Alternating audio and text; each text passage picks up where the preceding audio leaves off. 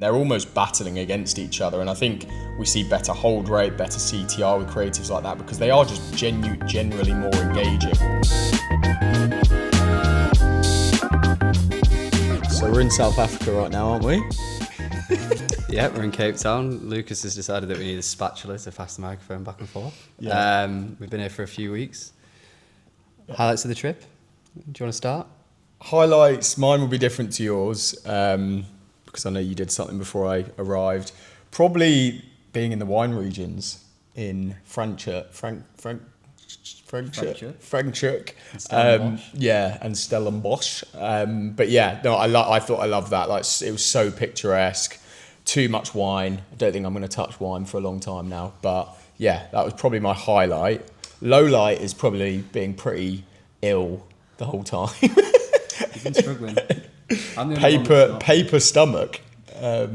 Yeah. What about yours? Everyone's been struggling with the paper stomach. It's been rough. I've avoided it. Highlight for me was probably the safari. Very cool experience. Saw 4 of the big 5, so going to have to come back and capture the last one eventually. They're animals, not banks, by the way. God. Yeah, we need to. It was great. It was a great experience. Such a cool place. Went to somewhere near Lesotho, which is another country that's landlocked by South Africa, which is a bit of trivia for people there. Yeah, pretty offended that his highlight wasn't involving me when I've been here for most of the trip, but Can't win them all. But yeah, I think today it's a bit of a different one because obviously we're out here in South Africa, needed to get a pod ep in. We're back next week, but obviously slightly different setup. So apologies if it's not quite as you know us for, and apologies about the spatula. It's just so it doesn't bash around. But yeah, welcome back to another episode of D2C Diaries. We're doing a bit of another back and forth episode today. I think people like these few topics that we're going to go into, including TikTok Shop. A new concept that I've been testing that I think is interesting to talk to that relates to TikTok Shop.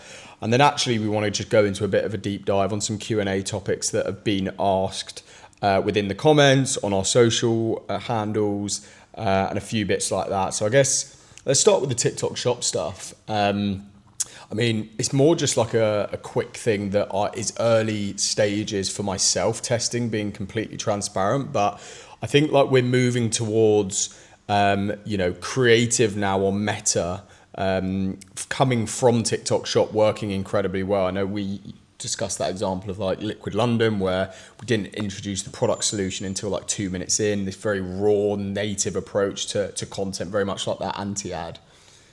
Yeah, I think we say it when we sign clients on TikTok, like it's often quite easy to take creative that works on TikTok and flip it into Facebook and it'll work there, but it's not typically the same the other way.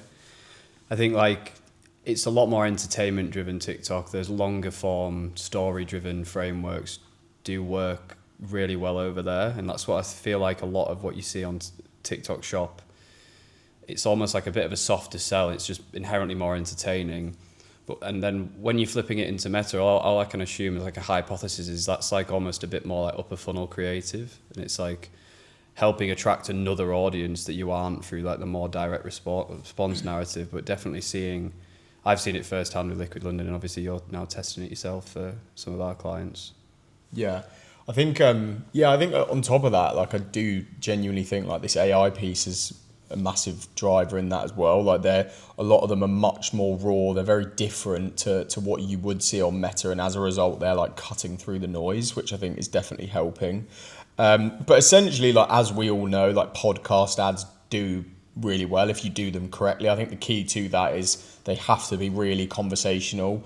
There has to be some form of friction within the creative. Like what I see work really well is like one person has one view, the other person has a different view, and they're almost battling against each other. And I think we see better hold rate, better CTR with creatives like that because they are just generally more engaging. I think the ones you see don't work and the ones that don't feel authentic, it's like one person says one thing and suddenly, this solution is amazing. They're both talking about this amazing product. Whereas that's not usually what would happen if you were a fly on the wall with two friends talking about something.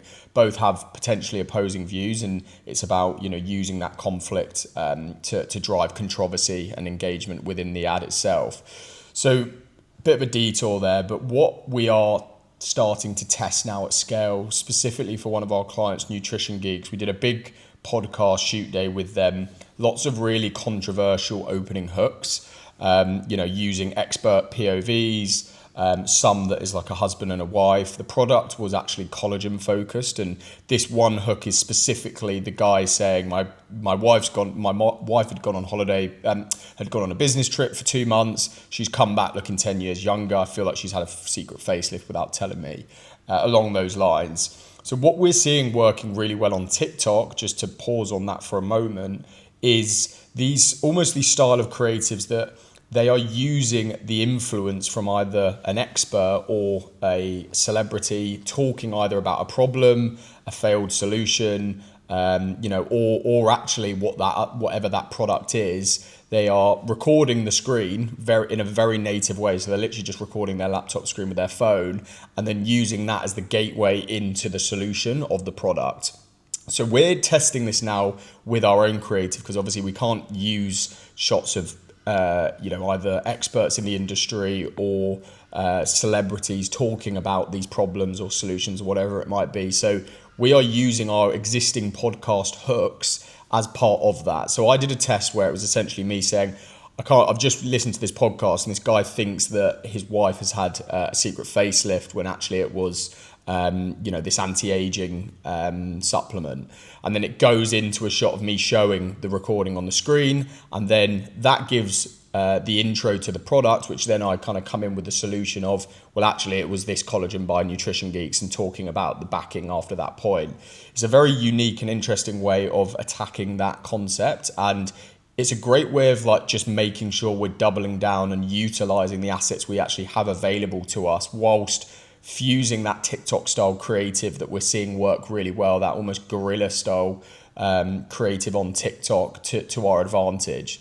So yeah, that's just something that I'll put the example of the ad down below in the description, but something that's probably worth testing if you've got huge amounts of footage through your podcast ads, because it's something that you can rip so many variations of at scale, and it requires one UGC creator that is filmed in a very raw and authentic way, but it's a great way to almost recycle that content. If they are previous best performers that have maybe dipped, how can we continue to drive that through that iteration and that fusion between high prod and low production? I think it's a really good example. I've seen other examples where people are using previous creative as a platform to kind of spring off to create more new formats, new iterations of a very similar message. I think it's can see why it works so well. I think that whole bringing TikTok across the meta is so powerful right now. I think we've discussed it on the podcast before around using TikTok Shop as that fuel and that extra place for ideation, and how you can how just seeding out X amount of products every month is almost another vehicle for creative strategy, because you're just getting new ideas pushed in, new ways of presenting the product and other people's ideas. It's like scaling up creativity in a way that's very hard to do in other ways. So yeah, super interesting. How just talk a bit about, I know we've touched on this in previous episodes, but how are you using TikTok Shop to find those potential winners to then bring across into Meta? A lot of it's a bit of a volume game in terms of that seeding to what works process. But I think I've spoken about this before from a Liquid London context, but even speaking to other people and being close to other brands that are doing a lot of volume there, some of the concepts that work are just so random, and things you wouldn't have maybe come up with, a 3-4 minute story about a date that just feels like it just shouldn't work, but can act as a springboard for right, how do we then do this in different ways? How do we do it through different personas? How do we do it through different genders? So I think just seeding out product, you'll get couple of hundred, even just a couple of hundred videos a month. You'll usually find a few that drive a reasonable volume of GMV, and that can be a signal that they're strong, they're doing something well, and you can use those learnings for your own creative process. I think Nutrition Geeks, which you've mentioned, like you will have seen like some of the like the paper pad concepts that are just all over my TikTok at the moment, where people are like writing out the benefits of the product, and it's a lot of the time when you start finding one person makes you because affiliates can see what's working, you'll start finding that people start to take the concept and iterate on it naturally when there is a signal that a creator is having a success with a certain ad, and it can really kind of like fuel itself, and you'll just get so many ideas off that process. Yeah, 100%. I think it's really interesting, and I think I just love that. I love the new challenge this year with creative, and it's, you know, there's the lines are becoming really blurred, and how can we create content that feels more conversational, more fly on the wall. And I think that's a really interesting challenge that we're coming up against. That's why those like just natural stories to camera are really interesting if you can get it right.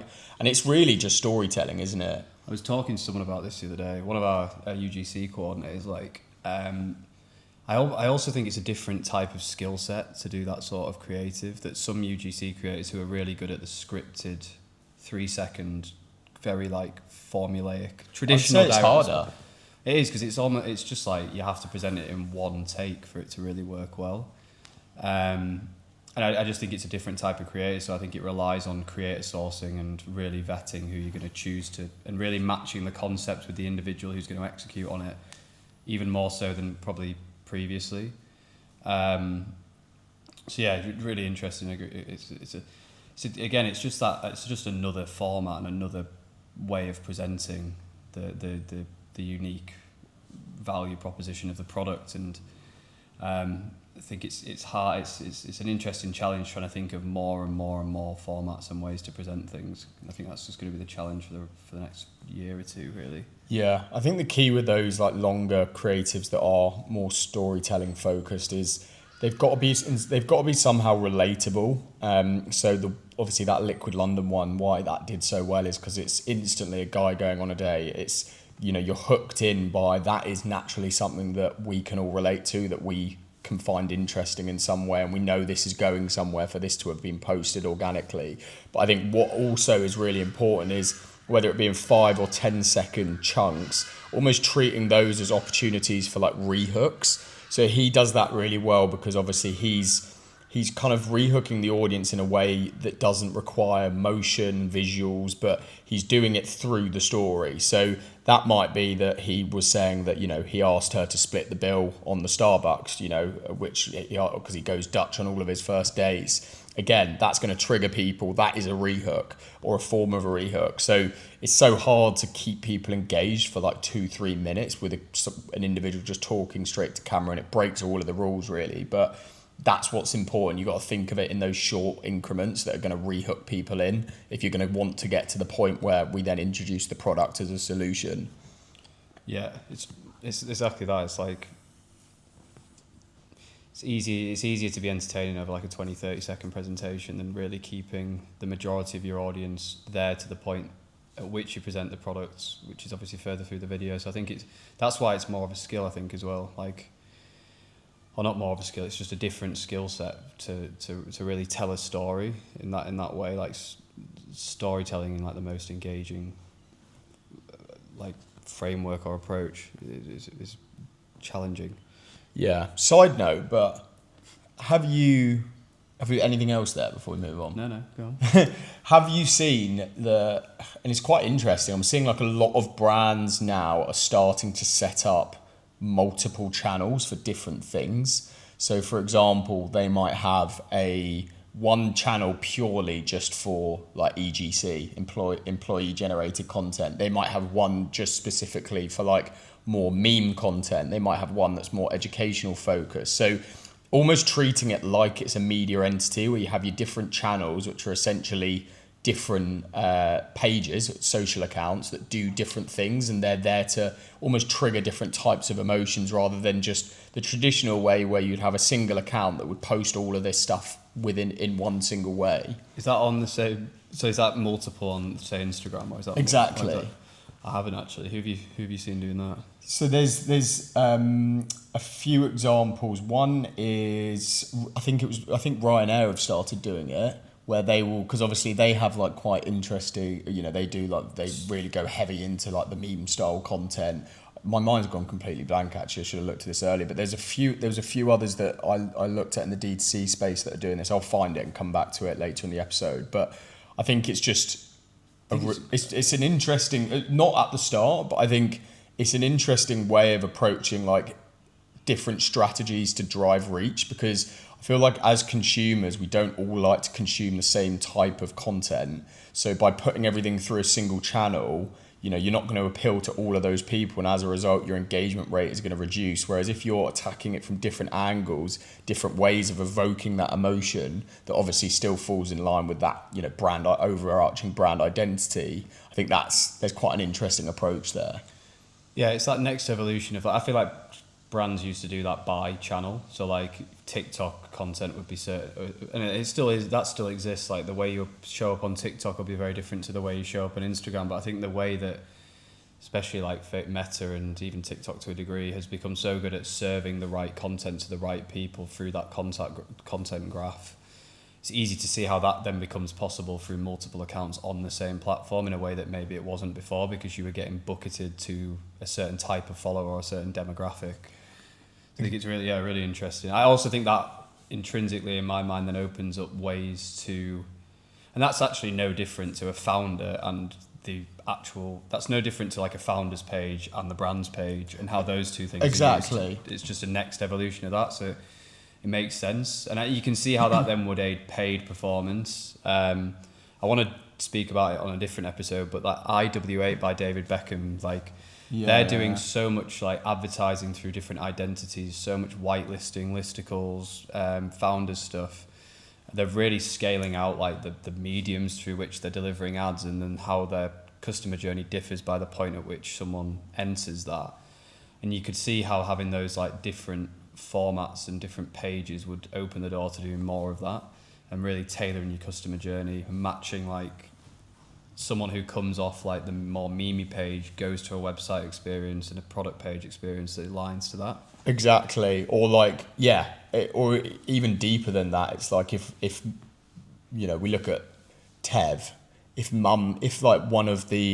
you're seeing that, a cohort that is performing really well is mums. Yeah. Like you create a mum meme page specifically, going after that target demo, but it's still related to Tev.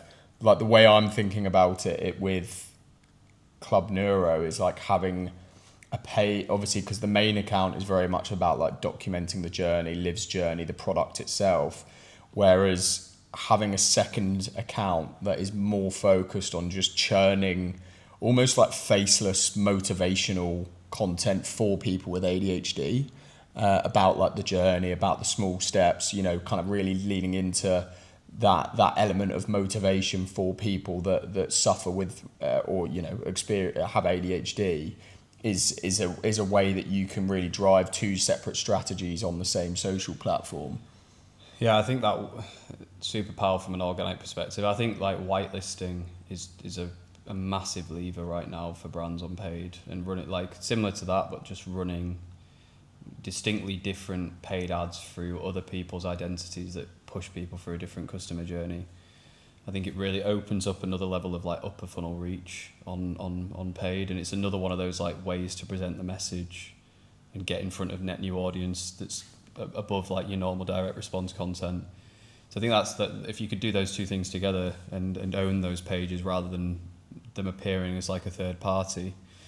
I think a really interesting one there is like, I haven't actually come across any brands other than like when Crafted did Stephen Bartlett and Chris Williamson, who has done a podcast ad with a podcast and then like almost aligned the customer journey around that. Like it's obviously all the rage right now is doing these like fake podcast ads, but there's a question of like, would it be more impactful to do it like authentically through that medium of like actual message and then customer journey? I think it'd be something that would definitely be worth testing. I haven't managed to execute on it myself. Yeah, it's an interesting one. We had success when we, almost on the flip, we created a podcast for 47 Skin to interview customers. Yeah. So it's still a podcast ad, but it almost fuses like this idea of like testimonial and podcast into one by like really kind of leaning into and agitating the pain points that they had gone through before 47 Skin came in as a potential solution. Yeah, I think that could work as well. It's like just transitioning those, like just making the podcast like actually a thing, and like deepening the meaning behind it and seeing if that translates to better performance, because you're able to like get more out of it, or you're able to pull it through the customer journey beyond just the ad. I think that's super interesting to think about. But yeah, I think that diversification of like identity, page, etc., that just more ways to distribute more content types to distinctly different people is like the whole game right now, isn't it? Yeah, 100%. Especially as like, you know, the algorithm is interest based over follower based. So, you know, it's really important that you're not confusing the algorithm. Yeah. I think that's why we were able to, with Club Neuro, like grow that following so quickly, because we were talking about one single thing. I think that's why like this idea of multiple pages works well. And I like what you said. It's like, and this isn't something you definitely shouldn't do at the start, but like the idea of treating each persona as its own almost business in a way. And like, how can you know, it's like how you create the funnels for that individual persona, even building a funnel around an isolated influencer that fits into that subset, rather than using multiple influencers for multiple things. So yeah, like I think that a really easy example of where lots of brands should do this is like older versus younger people, and how that the way you advertise to them should be distinctly different. That even like the size of the text when they land on the website should be different. The people who they see in product images should be the same age or like similar age to them. All of those things that seem like small things like snowball, especially when you're at scale and when you're trying to when your problem is how do we continue to grow incremental new customer reach, which becomes a challenge at like mid 8 figures in one market, especially the UK.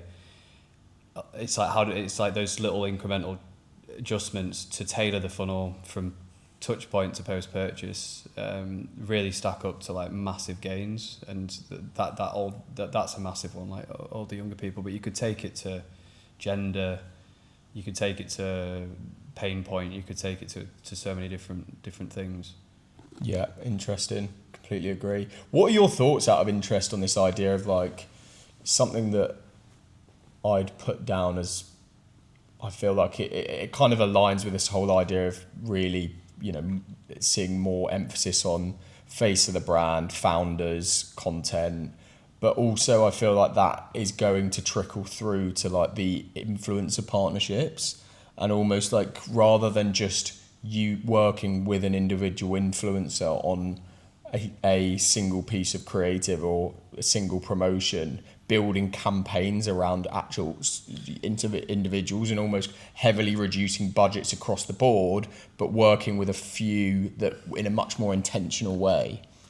Yeah, I've seen a few brands do that quite well, but it's not, I wouldn't say it's done extremely well across the board. The one that comes to mind every time I speak about influencer is like Skin and Me. Like a lot of the time when they do, or whenever they've used like paid or certain influencers, they've been really intentional with, or they, especially, this was about a year ago when I saw this, so it may not be running it anymore, but like they did something with, I think, Grace Beverley, and then the landing page was all about her story and her journey with the product, which I think is like such a powerful way to do that. It's not that high effort really in the grand scheme of things, but it's super, super impactful.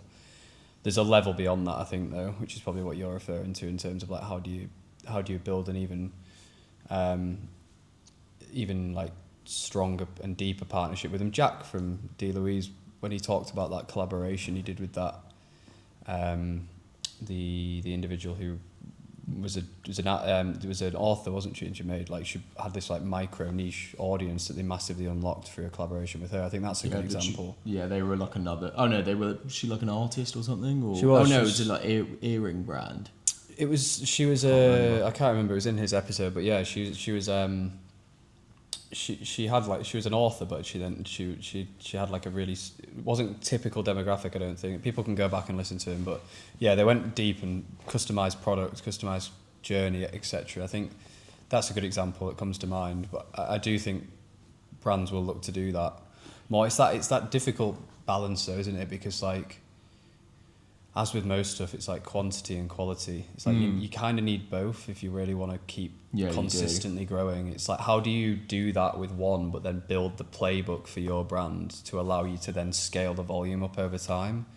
Yeah, I think that's like the key. They're almost separate activations, though, aren't they? Really? Yeah, they're are treated as separate streams. They are. Because the volume of activations gets the reach and the audience penetration that you're looking for to give you the longer term growth. But yeah, I think that's a big, it's definitely where it seems to be going in terms of like quality over quantity initially of partnership and depth of partnership. Yeah, exactly. Like it's something we've built into our strategy, like at Club Neuro. Like how can we essentially want to do kind of collaborative drops with certain individuals that are relating to a big part of what their identity is online. So for example, there's this girl called Olly who's one of those like gold tier micro influencers, and she's written a book all about unmasking and doing a piece or a few pieces around the idea of unmasking and that relating to the apparel, but then building the campaign around her and around, how we can raise awareness for, people masking who they truly are. Yeah, I think that's super powerful. Again, that'll resonate so highly with her audience. If that's what a lot of her following has been built off, like that's perfect product like audience fit, isn't it? And I think that'll work really, really well. And there's ways for I think there's probably ways for most brands to do that. Not every brand, like if you're probably like an athletic screens would probably struggle to do it, but they could probably do it through telling a story about the journey with the products. Like there is probably ways to do it. It's just going to look slightly different for each brand. Yeah, exactly. That's it. It's like that, and that's why I think if you're going to be really intentional, it needs to be someone who probably organically has been a customer and has used the product, and we're not just approaching them from the angle of promotion. Definitely. Right. Q&A? Need to get I'm going to try and not pause the recording whilst I get this up. That's gone well so far. Yeah, we had quite a few questions. I'm going to take the spatula since I'm presenting the Q&A. We had quite a few questions through, so thank you everyone who put these to us. I've picked out 5 just from a time perspective. We're not going to have time to go through everybody's, but I'd love people to keep these coming in future episodes. Like keep them coming below. It gives us more things to talk about. We want to just give value and help everybody who's listening, really. So, yeah, first question came from Jawad. I didn't get everybody's name as well because some people were hidden behind a online identity of just letters and numbers. But Jawad can kick us off. He asked, how do you keep momentum with Meta and avoid fatigue and inconsistent results? And I think it's interesting to probably talk about how do you avoid inconsistency and fatigue, and then how do you build momentum is like I interpret that to be like how do you continue to grow spend consistently without your CAC coming up. I think that's slightly different in a way, but ultimately the process that you build is probably similar. But yeah, what's your take on sort of that fatigue and inconsistency in results? Yeah, I think in terms of that creative fatigue, what's really important as part of that process is we are consistently iterating and looking at the data on a micro basis. So like on a weekly basis, we are going into those ad accounts. We are looking at performance and soft metrics, and not on top of our net new assets. How can we continue to drive growth and almost ride the wave of the assets that are performing well in the accounts? So for an example of that, and you put these into slightly different buckets, but if we're seeing great static performance, like for example, we've just done this with one of our brands, they had one static that was performing really well. The first thing we did when we started working with them was create 10 variations of that static headline, as well as variations of the the subject in the image, and it was just like a UGC shot with almost like one of those PR news style headlines above it. We did 10 variations of that, and we just started running those within the account and straight away found a winner that outperformed the original. So it's like, how can we, not reinvent the wheel, use what's already in the account by isolating some of those soft metrics to drive bigger spend and incremental growth within the account. I think in terms of like that macro piece, it's like very much about how we can create the right strategy to drive the right growth. And I think there's a balance, right, of strategy, but also like being scrappy. So that's where that iterative approach comes through, of like not only, iterating on headlines, but how can we also iterate on, video assets through looking at those soft metrics within the account. But then the other side, as I said, was strategy and ensuring that we are approaching the right people with the right messaging. And I think that's the key, like for me, like to ensure that we are continuing to drive that incremental growth within the account. We are always tweaking that messaging and we're always adapting based on that. And to do that, what's really important is that we are attacking each part of that performance funnel. So problem aware, problem, solution, product, and most aware creatives. And that will ensure that we're attacking all parts of the funnel, but also ensuring that we are adjusting our messaging depending on who we are speaking to at different stages of that funnel. Yeah, I think that's exactly the answer I would give. I think a couple of additional points for me is like that iterative piece. Well, it applies for both. Is like that iteration and that net new through a lens of format rather than message, or rather than smaller iterations of the same concept, but like really changing the look and feel and format of the ad, whether that's podcast, founder story, UGC, static, the TikTok pieces we've mentioned before, the hands-off. I sent a concept to Loukas the other day of this guy who'd started recording like POV videos with both his hands free because he attached a phone to his chest. I think that could be a really interesting format to play with, like all these different ways to present the same message and same like winning framework to different people. Exactly. It's almost like taking the messaging that you see that's working in the account and almost like you showed, like having that tick box of like, how can we present this in other ways? So like you said, you could do it as a podcast. We're seeing working quite well, just someone walking on the street with almost like pieces of paper with messages on it and then pulling the next one, and it drives you through the narrative. That could be, text message concepts, statics, UGC, those very raw storytelling creatives. How can we weave the same message into those? There's so many different types of formats that you can do that with, and it's just about almost using that messaging and rinsing and repeating it in a different format, or taking, say, a longest running best performer from one of your competitors, and rather than just ripping the exact same ad, how can we take that winning messaging and apply that to in a slightly different way? Yeah, I think that it's that process of constant injection of iteration through those lenses, and that net new and that and how those two things work together, that's going to balance stability and scale. And the third thing to add to that is like doing it in a cost-effective way, because like I think that is the challenge as you start to really scale spend, is like creative costs do naturally sort of come up, and that's where that iteration becomes so important to avoid just constantly having to spend more budget on more creative. I don't want to plug Motion now. Well, we do, because they do sponsor our podcast. but this isn't a. What I mean by that is this isn't like a sponsored plug. Motion are obviously coming out with their AI agents and been playing with like the iterative one, which essentially gives you direction on what you should be iterating on why. So what it's doing is isolating the benchmarks of thumb stop ratio, hold rate, CTR, and a few others, and essentially by looking at, okay, what is overperforming, what's underperforming, it will give iteration suggestions. So using tools like that, or you can build those automations yourself offline, is a great way of just having that always on approach to iterating. Because through that the Motion Trends report this year, it's a great document, completely free. If you haven't downloaded it, definitely do so.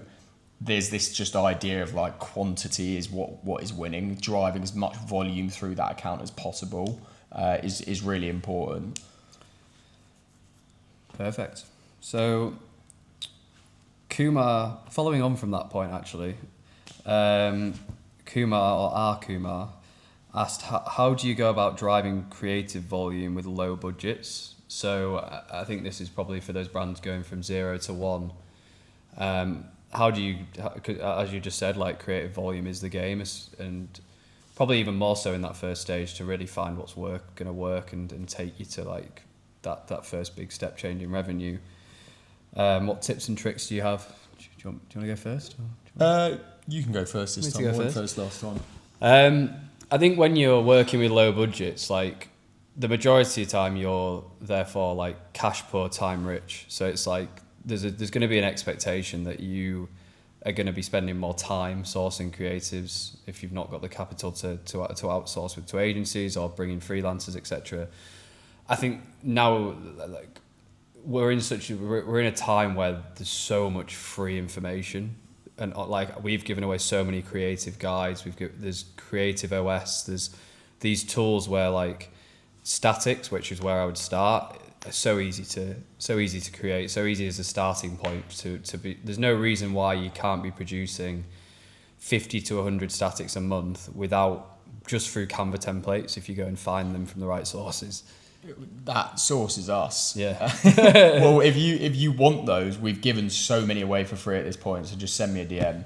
Yeah, and I think that's like starting point. Use those templates, use native post-it notes ads, start testing headlines, pain points, messaging, use low spend, like get those leading indicators on like what messaging is going to work to attract people to click on your ad and like hopefully purchase as well at that stage.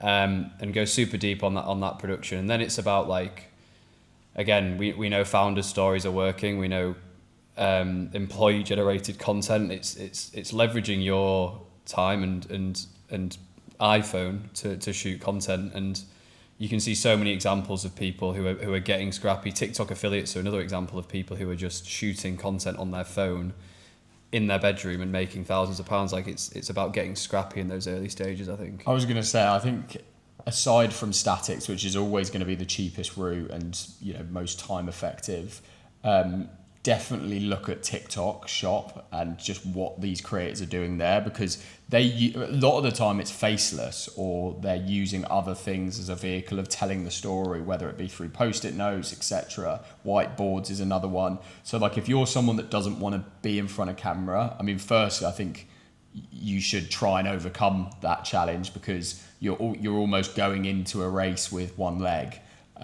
Because now the people that are happy to get in front of camera are the ones that are winning, because they're building that personal connection with their audience. But yeah, it's a great place to look. You can obviously filter by most viewed content, even organically, typing in your favorite brands, competitors, and if they're on TikTok Shop, seeing what's being done there and just ripping some of those at scale. Because what is in your favor right now is the fact that a lot of the content that is doing well is like ugly ads, is very raw content and that doesn't require any editing ability.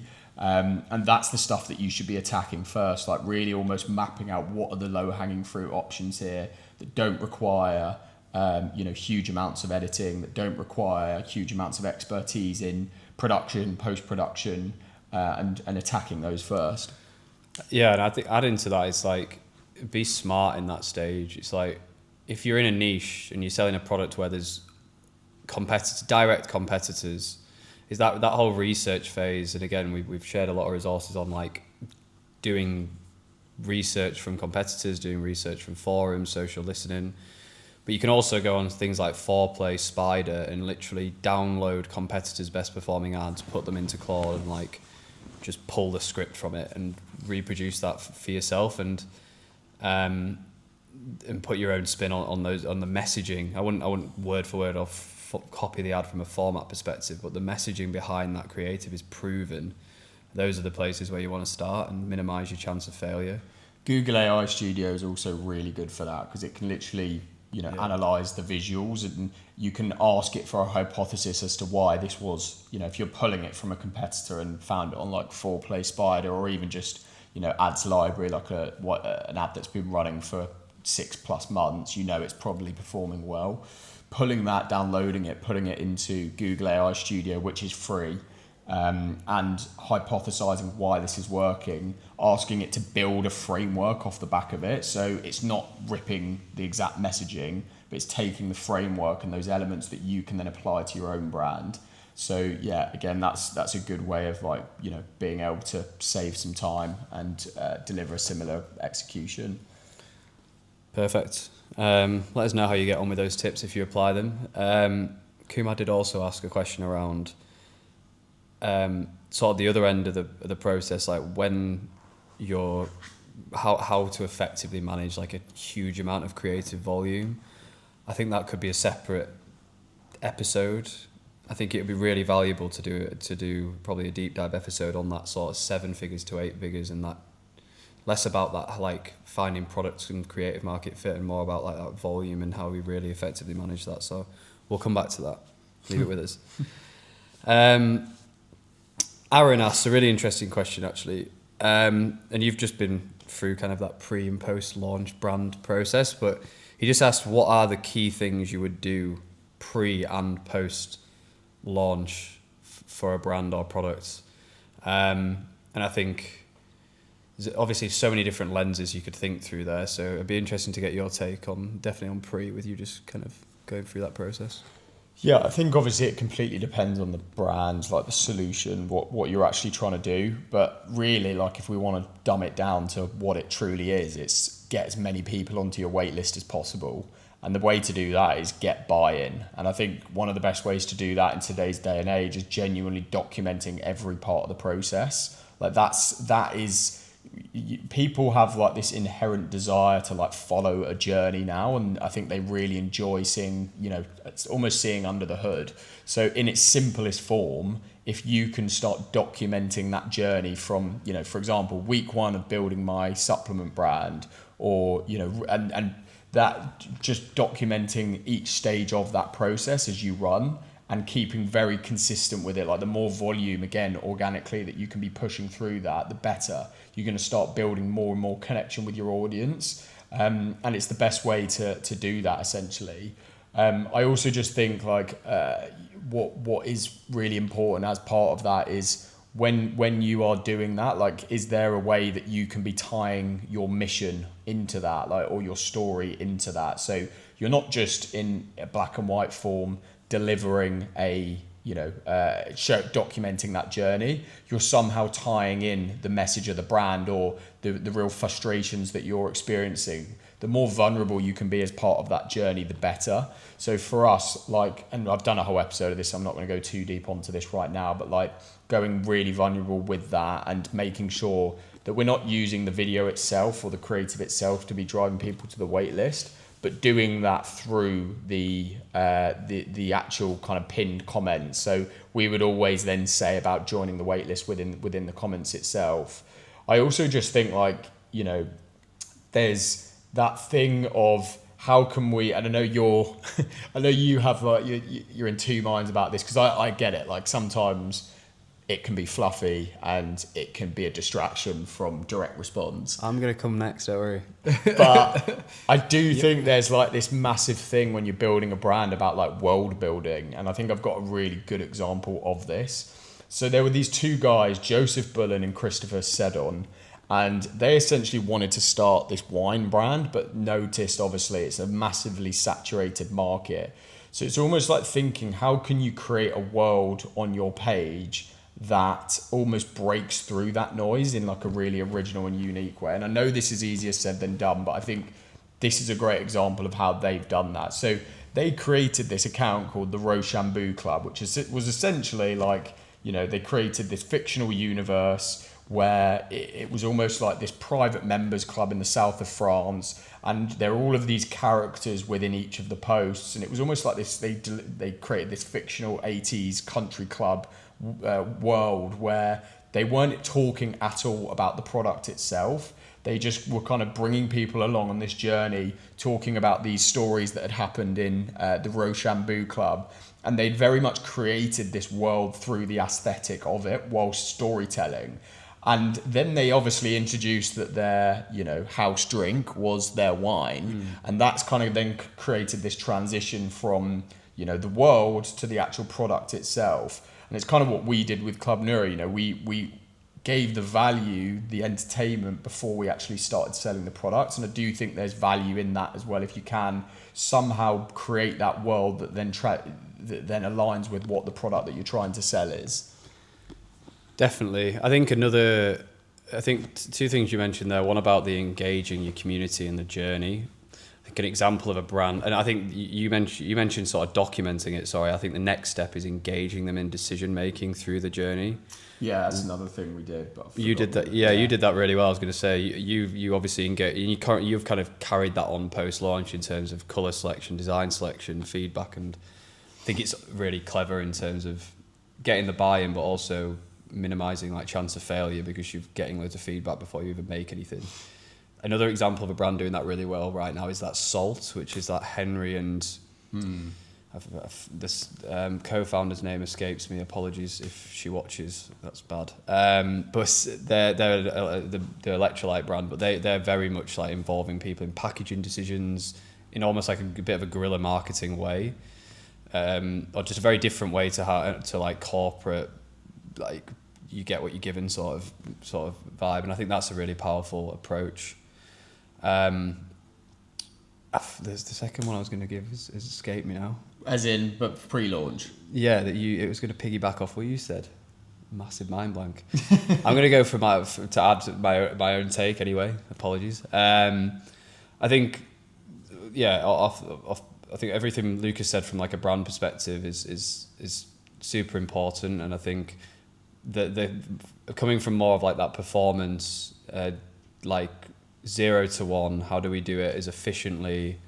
How do we do it as strategically as possible? Like, I think that whole like going super deep on creative research, using competitors, using all of the strategies we've talked about on other platform, on other episodes, and then picking like one channel and executing very well on one channel, keeping it super simple. So it's probably going to be Facebook because it's got the best scale and the highest chance of success, and it's still the best place to advertise for pretty much every D2C brand. What you don't want to do in that pre-launch is try to do everything well, because you'll end up doing nothing well. Yeah, and that's so just true. where people get stuck up. And I think you need to do organic well, and I think you need to do one paid channel well in today's day and age. Or that's certainly where it feels like it's moving. I don't think that's necessary. I think you can just do paid to launch now, but it's harder because I think people want that rounded experience. But yeah, I think just keeping that simple.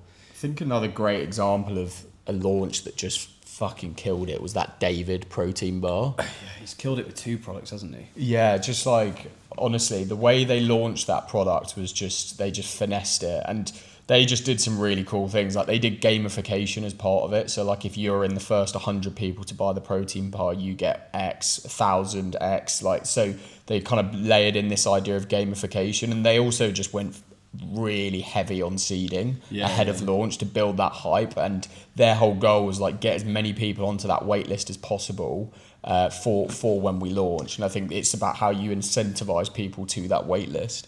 I'm always super jealous of like high AOV products like Hexclads of the world, where like influencer seeding must be such a dream, because you're sending out like £800 worth of pans and it turns up on your doorstep and you're like, Christ, this is like amazing. Obviously I'm going to post about it on Instagram. Then you send someone like perfume and it's like doesn't quite have the same cut through often. As it does work, but it's like the I don't know their numbers, but I imagine the post rate on like a high AOV products is just so good, so amazing. Did you actually see that vending machine story from the Super Bowl that got a load of backlash? No, I can't remember who it actually was, and again, not very good at telling stories when you can't remember the actual name of the brand. But obviously, a lot of brands do big stunts around Super Bowl, and there was I think it was a soda brand in America sent full vending machines to influencers, and they got so much hate from like just like this is a complete waste of resource. like use the money to give to like charity. And that's why you obviously completely like other end where people used to, I think that I almost feel like that's dying out a bit now, where people just used to send crazy influencer packages. But yeah, anyway, a bit of a tangent, but seeding, a high AOV seeding must be such a dream. I can imagine it works so well. I bet the whole association with Gordon Ramsay also helps that seeding piece, because people are like, Gordon Ramsay's associated. Yeah, this is so cool. I've been sent this. They did I know we were going to speak about this, but I want to finish answering the question before we go on to a little bit of Hexclad's campaign over. Yes. On Super Bowl. We've done pre-launch, post-launch, and like the post-launch is all about like data. There's a lot of data you get post-launch that you didn't have before, obviously, but it's setting yourself up for success through like surveys, asking and getting customer feedback, trying to kick off those flywheels that you get with data where you can extract insights. We talk a lot in the agency about flywheels, and I think you want to be constantly trying to grow those, like more inputs, more outputs, like survey results, even personally emailing in those first few months to get super detailed feedback on like why people are buying for you, what they did or didn't like about the experience, trying to get content from people, trying to engage them on like structured sort of affiliate programs where they maybe feed you more content and they drive more referrals. I think those are the areas that I would always look at in that kind of first 6 months. Like, how do we learn more about our customer and what they want? I would say that's what, like, one thing we mentioned maybe on the pre that really then impacts the post is as well, like, if you can start building some form of private community, because that just becomes your best cohort of customers that you can get consistent advice from. So we essentially have, like, in our private community, gamification. So if you get to a certain level, you get points based on how much you engage within that community. And obviously for people to be active in it, you have to give them value in some way. So that's really important. You can't just have a group and just leave it or just use it as a promotional channel. You've got to give something in return. But we have gamification in there. We do it through Circle, our community app. And essentially it allows you to, if they engage, they get to certain rankings and you can give certain prizes. You can set these yourself based on certain levels. So we have one that you essentially, if you get to a certain level, you get invited into almost the ambassador club, which essentially means like we know this is, you know, the gold tier cohort almost above everyone else that's within the community, which is still a great group of people that we can get great insight from. And by doing that, you just have this constant loop of communication with those that are probably your biggest fans, and as a result can really drive some great direction. Now, you want to do that on a bigger, you know, you want to do that on a bigger scale as well. But I think having that private community is really going to help retain those customers and drive LTV in that post-launch. Yeah, I think that's key. That feedback, I think, is where, I think, and applying that across as many different areas as possible. Cool. Well, we've got 2 more questions before if we want to get into Hexclad as a final closing piece. Mark asked a question around like cross-brand collabs versus co-brand collabs, which I can only it wasn't a huge amount of context with the question, but I'm assuming cross-brand is I'm interpreting that as like brand promoting other brand through their channels and mediums.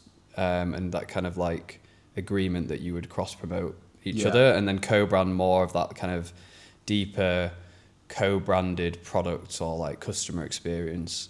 I think there's a few points I want to make on this. I think one is like, I think the question is, I think this is one thing I don't think people should look at things through the lens of like whether one of those, although I have an opinion, which I'll share in a minute, of which one I think is better. I think it's all about the execution. I think a cross-brand promotion could perform so much better than a poorly executed co-brand promotion, and vice versa. And I think that's what people really should focus on is the execution of the tactics, not the tactics themselves, because there'll be so many examples of where both of those worked for other brands. Having said that, I do think like today's market, a lot of what we've just over the last 45 minutes discussed, like I think co-brand and that depth the depth of those partnerships, when done right, feels like it would be more aligned with what people are looking for from like a modern brand experience, like co-branded product, co-branded customer journey, co-branded follow-up to purchase. Events. I feel like that just has more layers to it and is more in tune with what increasingly savvier customers expect from modern brands than previously. But yeah, what are your thoughts? Yeah, I completely agree. I think it's like there's always this thing of style over substance and, you know, almost doing something for the sake of doing it. Yeah. I think it's, to be honest, I don't think it's something you should be thinking too much about, like at least mid 7-figure run rate. Probably higher. And even higher, yeah. Because I just think it's not going to be the biggest unlock. However, if there are those opportunities where there's a very clear opportunity to reach new potential customers that very much align to your personas, that make sense for both brands, then why not? I think Represent are probably a good example of, like, they've done it so many times now, haven't they? Like, with so many, you know, and a lot of it, weirdly, you know, with some cases, well, actually, I guess with their 247 range, but, you know, they've done it quite heavily into fitness, which I think is quite smart, because naturally they didn't come from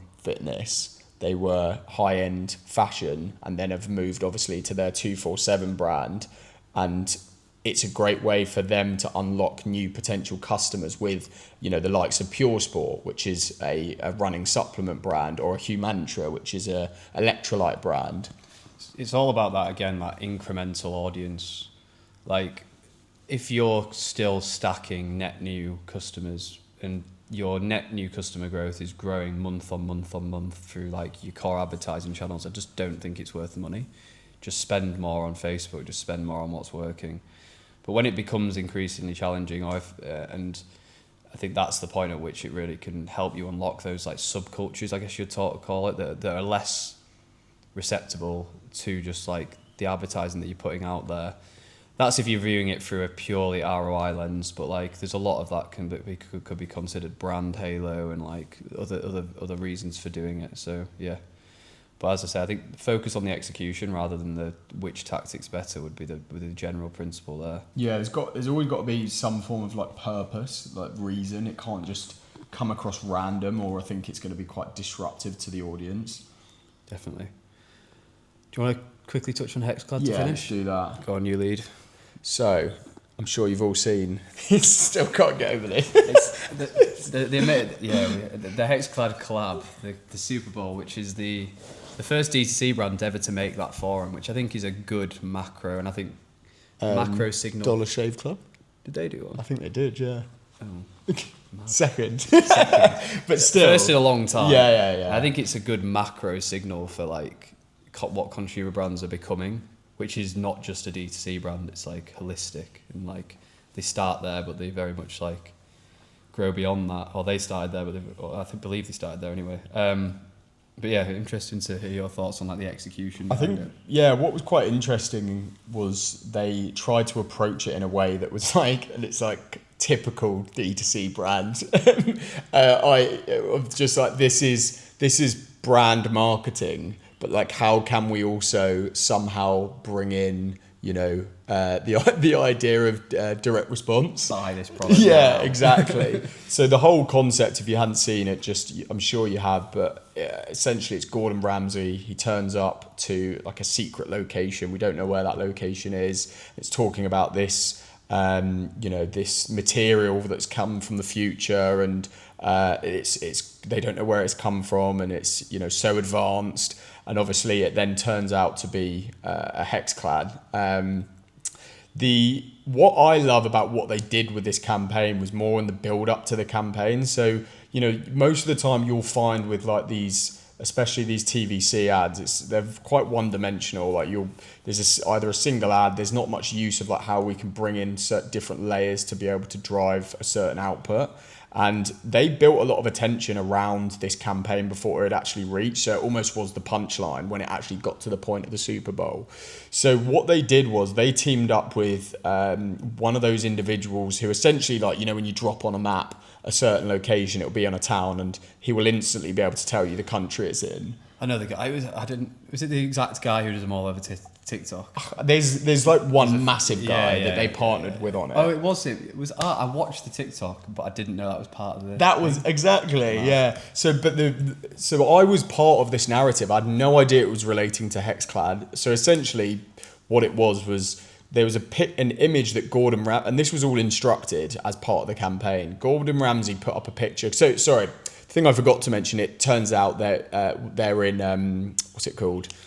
Area 51, which is where obviously it is, because then an alien arrives within the ad itself. So a terrible delivery of this, but but essentially with Gordon Ramsay, before the campaign goes live on the Super Bowl, he puts up an image of him in a private jet, and you can just very subtly see out the window.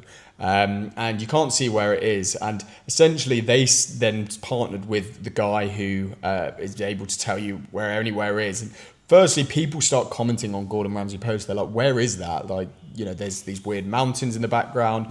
And he gets sent it, bombarded with it anyway. And then eventually he picks it up. Obviously, that's part of it. And he works out through looking at, you know, the way that the mountains fold and all of these other little details within the image through the window, that it's Area 51. So everyone starts going bonkers because they're like, how...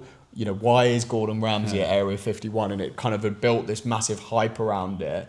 And they'd done this alongside a few other things in that pre-launch to kind of almost build that suspense of like, where is this going? What is this? And then obviously the actual the actual ad itself was the punchline. So I thought it was a really interesting way of like how they are almost tapping into different dimensions of culture online to the point of this very mainstream channel being the Super Bowl. Yeah, super interesting on how to. It almost gives it a hopefully higher chance of success because the investment behind one of those ads is crazy. I would have loved to see the shop. I think Connor from Hexclad, the head of growth, talked about it on the Marketing Operators podcast. So if you want to really like deep dive into the thought process, the strategy, and and a bit about the outcome on there, watch that episode for sure. But yeah, he says on there it was the most exciting Shopify dashboard he's ever seen, which I can imagine with some dopamine hits. What's the viewership? Like 300 million, is it? It's 100 million, I think. Something It's crazy. I don't know that much about the statistics behind the Super Bowl, but yeah, cool to see. Hopefully we see more D2C brands up there over the next few years. But yeah, cool. Should we wrap it there? Let's wrap it. I think it's dinner time. It is. Yeah. time for you to get some more wine that you're not drinking anymore. Well, yeah, thank you everybody for watching. If you've made it this far, please like, share, comment, subscribe, give us 5 stars. It really means a lot. And we'll be back with more regular background and programming, I guess, from next week. But yeah, thanks for watching. Cool. Cheers, everyone.